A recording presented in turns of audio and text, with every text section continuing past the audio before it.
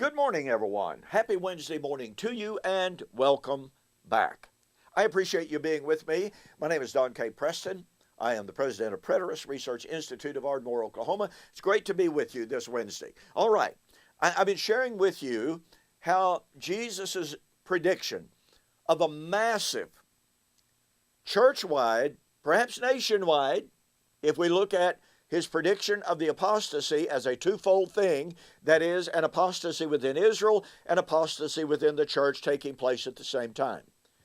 Very real possibility. I'm looking more and more at that as a reality. Matter of fact, I think it's true. So anyway, I want to share with you this morning some comments from Thessalonians. Thessalonians is without a doubt one of my favorite two books. I have a favorite book, a new favorite book. Every time I get into a particular book and start studying it. That's kind of the way it goes. But nonetheless, I've written 3 books on 1st and 2nd Thessalonians. I wrote a book years and years ago, been revised a couple of different times, been reprinted a couple of different times, entitled, How Is This Possible? You really ought to get a copy of that. It's on my website. I wrote a book, a little small book, In Flaming Fire. That little book has been used as a textbook in classes on hermeneutic, teaching people how to properly interpret the Bible. Short book, inexpensive. I then wrote I don't know that it's my magnum opus, but it comes pretty close. We shall meet him in the air, the wedding of the King of Kings.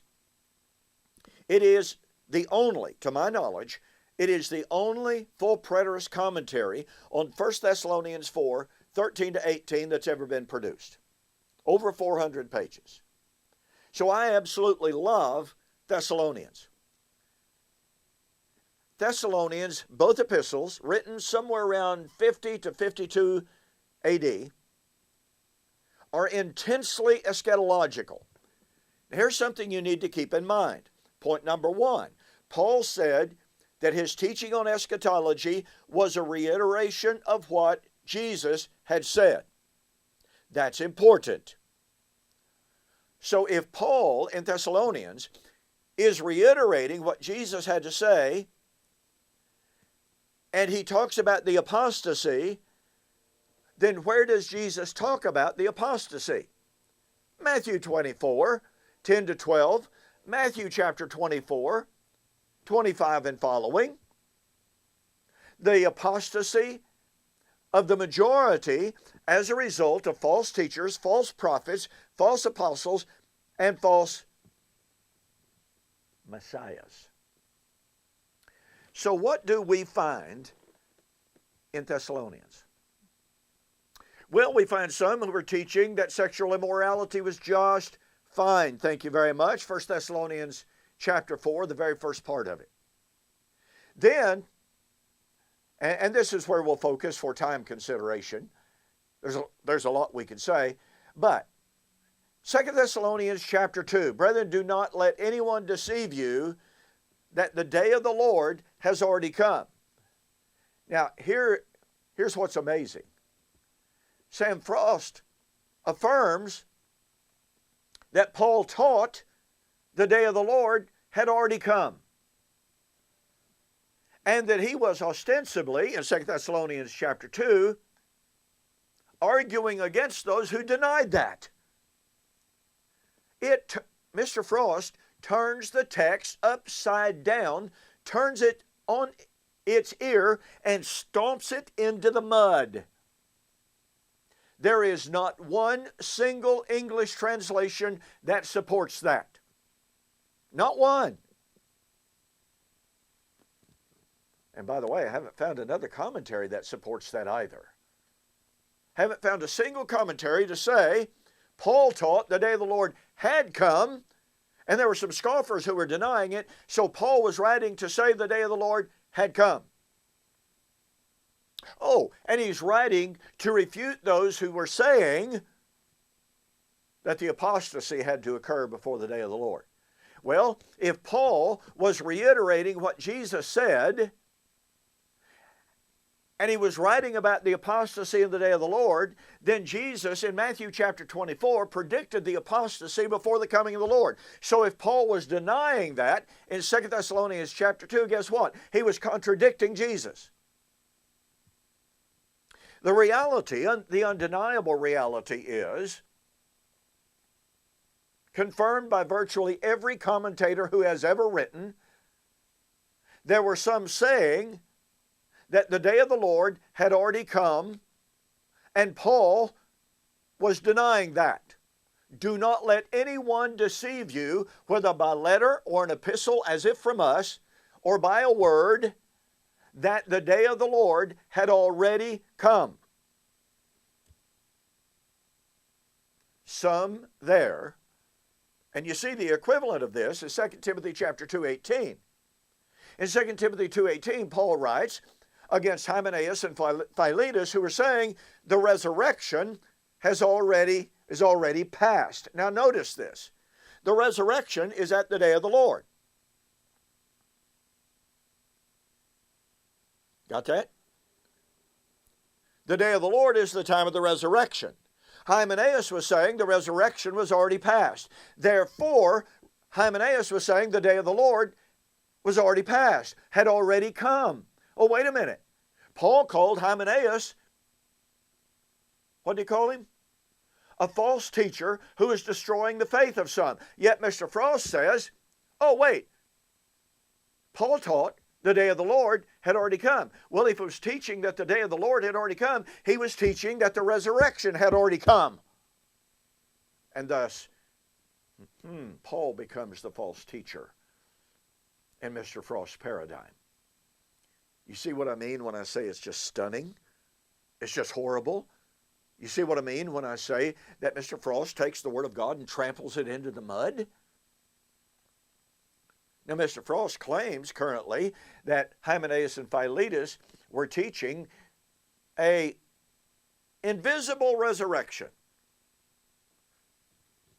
different from what Paul taught. Well, number one, Paul never says Hymenaeus and Philetus were teaching a different resurrection from what he taught. Never a word.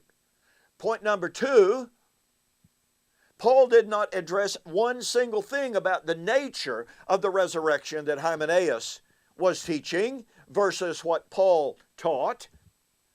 And number three, he was only addressing the issue of time.